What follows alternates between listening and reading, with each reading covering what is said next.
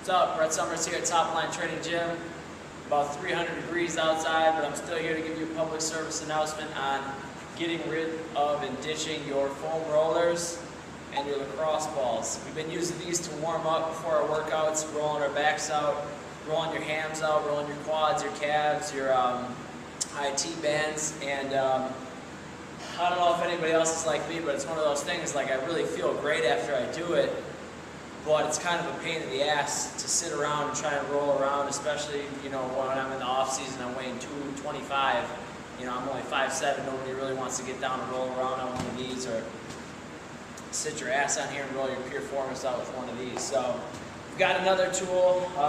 Guys over at Winner's Edge Performance out in Waukesha let us onto this one. If you scroll in here, we got a WP900 Black & Decker buffer, which is used for buffing cars, or in our case, we're going to use it for buffing out our muscles and rolling out scar tissue. So what happened is the guys laid me down that day we went into Winner's Edge, and we hadn't heard about it, and they said, we got to show you something. So I laid down, and they put it on my hammies, and they grinded out my hammies, and I was near tears because the scar tissue I have built up back there has never been worked out like that on a foam roller. So best I've ever felt. Right when you're done, I felt like I could jump through the ceiling again. So we'll go over the initial layout of how to use it. First things first, you want to stay off the bone when you're using it. There's not going to get any big benefit out of rolling out bones on your joints or your collarbone or anything like that. So stay off the bone.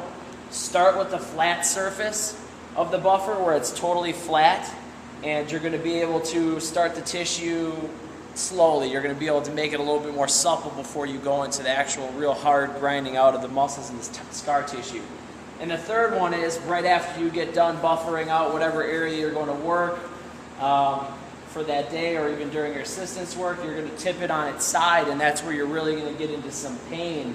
And but at the same time, it's really going to work your muscles out. So we'll go in and I'll show you how to use it on someone else, and then I'll show you how you can even use it on yourself in certain body parts. You can also use the WP900 if you're going to do some myofascial release on yourself, especially in your legs. It's going to get a little difficult when you're trying to do the shoulders or when you're trying to do the back, because you won't be able to apply enough pressure to make it effective. So I would recommend sticking to it when you're doing a deadlift or a squat day, using it on yourself. You can obviously grind out everything that you would normally be able to grind out on your legs, because you'll be able to get a full range of motion. Remember, you're going to start flat just for a second to get everything moving a little bit, and then you'll get to the point where you're going to go on and actually let it grind out. Okay? Go into the inside, get your calves if you need to. Probably easier when you're sitting. Switch to another grip. And then you can always do your hammies by laying down. One leg up. Grinding it out here. And I've got a lot of scar tissue from torn hamstrings from college baseball. And so my hammies are real tender on the insides. But it's a great way to get loosened up. You can also get your glutes too, laying on your side. Try and get into piriformis a little bit, and then going down the sides of the IT bands while you're just by yourself too. So definitely not something that you got to have a partner for, but when it comes to upper body, you'll definitely need somebody to help you out for your shoulders and your back, and that's where it really is super effective, as opposed to the tiny lacrosse balls or the crappy foam rollers. They still serve their purpose, but I would definitely invest in one of these. I don't get anything from it, but it's going to help your lifting game out, and maybe it's something, if I were still in college baseball, or if I was in football, or if I was a football player or soccer player, I would buy one or suggest that the team get one and put it in the dugout or on the bench at the games, just in case, you know, you've had a long period of rest or there's a delay, so you can grind things out to make sure you're loose, because the second you're done, you're going to stand up and feel like $1,000,000. So great investment. ditch the foam rollers and the lacrosse balls for a while and try out the WP900 Black & Decker buffer.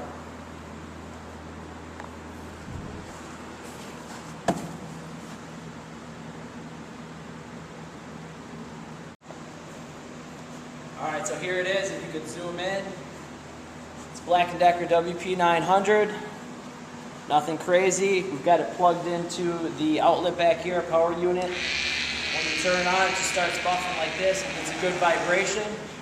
So I got Josh here, we'll use it. Right now we'll do a couple upper body release techniques. So we'll use it, we start flat, pushing it in, just getting everything loosened up a little bit. Push it on. So we get into the pecs a little, flat. Work the front out, arm down.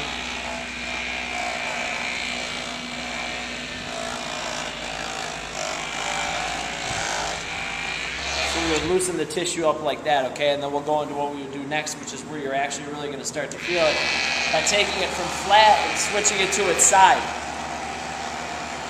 So now we're just going to start grinding up.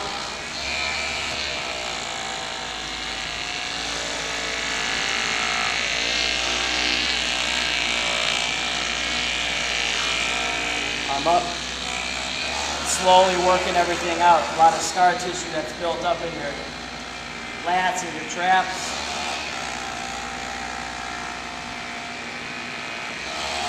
Just grind it up into the under the armpit.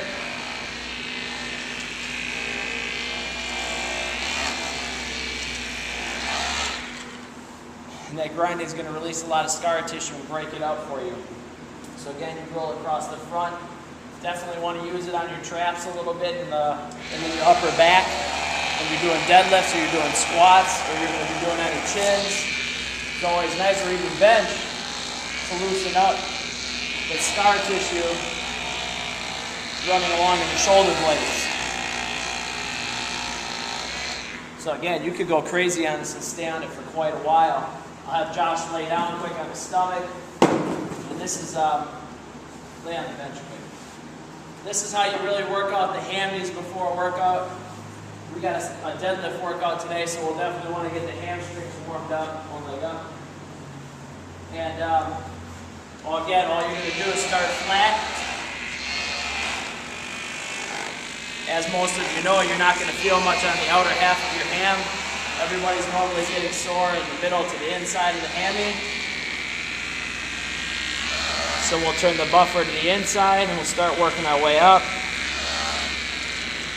And this is one you might want to bite down on a towel for, because you'll be getting the hot flashes, because it's pretty painful, especially if you've ever torn a hammy or you've got a lot of tissue built up. So you'd want to work the calves out too.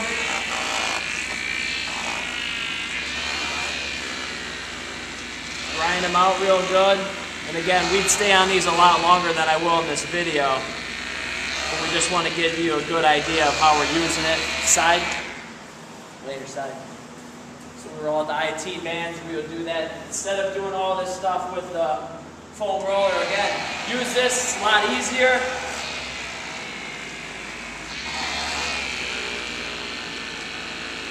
Slow grinds all the way up. Pushing down. And then you'd have them flip over. So the only thing we really never have used it on is your abs, or I suppose you could do it in your low back too to work on a little tissue. We haven't used it for that, but I'm sure we could. But this is a great tool to have in your gym. And instead of paying $40 for your foam rollers, I would encourage you to go, to Sears. Sears was the only place we could find it. Sears, about $35. We've got like 7 of them on order. Instead of using foam rollers now, we're going to use these for all of our pre-workout myofascial release.